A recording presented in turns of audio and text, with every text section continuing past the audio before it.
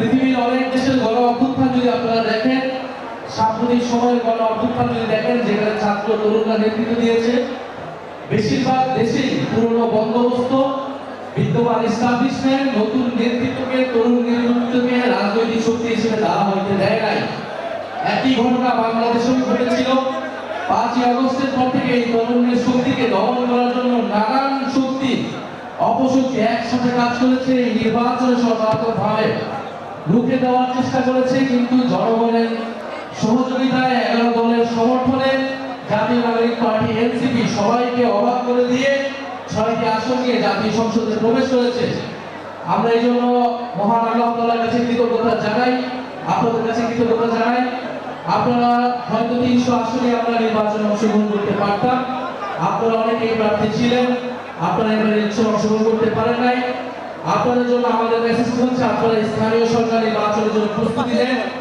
আমরা সাধারণ মানুষ 11 দলকে যে ব্যাপক হারে ভোট দিয়েছিল, আমরা সেই ভোট ধরে রাখতে পারি নাই। সেই ভোট যদি আমরা সম্পূর্ণভাবে ধরে রাখতে পারতাম, নির্বাচনের ফলাফল অন্যরকম হতো। যেটা জাতীয় নির্বাচনে আমরা পারি নাই, সেটা স্থানীয় সরকার নির্বাচনে আমরা সেটা করে দেখাতে চাই। স্থানীয় সরকার নির্বাচনে জাতীয় নাগরিক পার্টি এনসিপি অংশগ্রহণ করবে, আপনারা সেটার জন্য প্রস্তুতি নেন।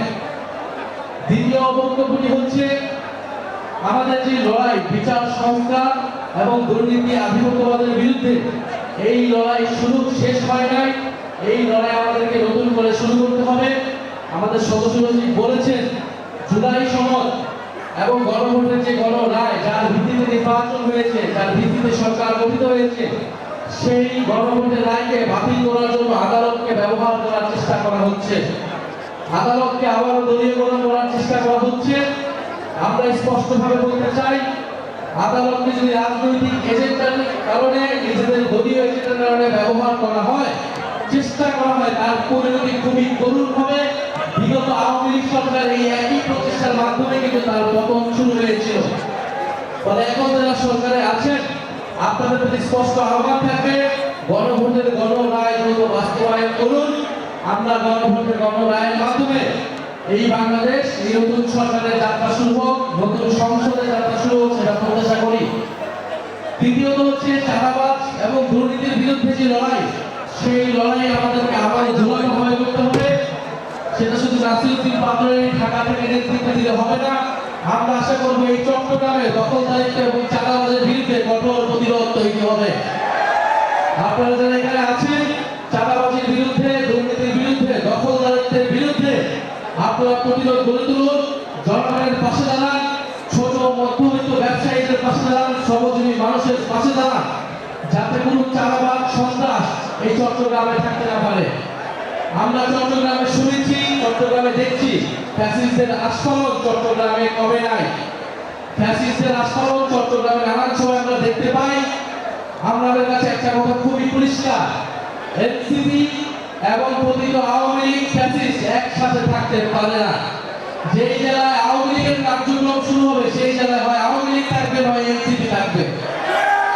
ফলে এনসিপির যদি 10 জন নেতাকর্মী থাকে, সেই অঞ্চলে আওয়ামী লীগের কোনো কার্যক্রম, নিষিদ্ধ ফ্যাসিস্ট সংগঠনের কোনো অফিস কোনোভাবে সেটা যাতে সুযোগ না পায়, সেটা নিশ্চিত করার দায়িত্ব আপনাদেরকে এদেশের জনগণ দিয়েছে, জুলাই গণ অভ্যুত্থানের শহীদরা দিয়েছে।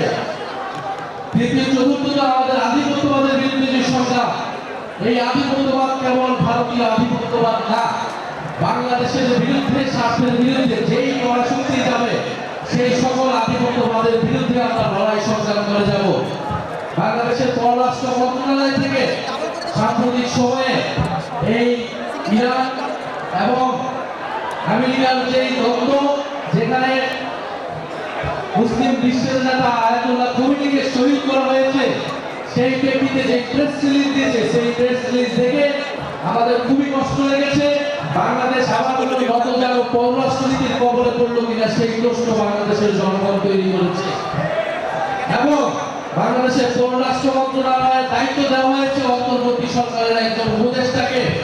কেন তাকে দায়িত্ব দেওয়া হলো? কোন পরাশক্তির স্বার্থ রক্ষার জন্য দায়িত্ব দেওয়া হলো?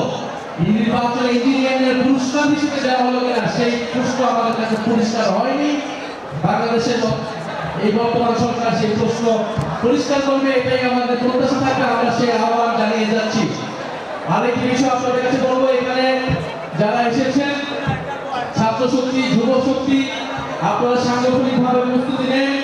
আমাদের জায়গাটা রাজপথ, রাজপথের সংগ্রাম আন্দোলনের মাধ্যমে আমরা আমাদের আন্দোলনকে ব্যবহার করব। পাশাপাশি জাতীয় সংসদে আমরা আমাদের বক্তব্য রাখবো। আমরা 6 জন হতে পারি, কিন্তু বাংলাদেশের জনগণের পক্ষে প্রত্যেকটা কথাই আমরা জাতীয় সংসদে বলে যাব ইনশাআল্লাহ। আপনারা প্রস্তুতি নেন এবং চট্টগ্রাম জানি বীরের শহর, চট্টগ্রাম ইমামের শহর, চট্টগ্রাম ইতিহাসের শহর। চট্টগ্রাম থেকে ইনশাআল্লাহ আগামী বাংলাদেশের নেতৃত্ব তৈরি হবে এবং চট্টগ্রাম শুধু ব্যবসা বাণিজ্য নয়, রাজনীতি এবং আমাদের সংস্কৃতিতে ভূমিকা রাখবে। চট্টগ্রামের প্রতি আমরা স্পেশাল মনোযোগ দিব। আপনাদের বিভিন্ন অভিযোগ ছিল, ইনশাআল্লাহ এবার আমরা সরাসরি চট্টগ্রামকে দেখবো। চট্টগ্রামে আমাদের নিয়মিত যাতায়াত থাকবে। আমরা চট্টগ্রামকে শক্তিশালী ঘাঁটি হিসেবে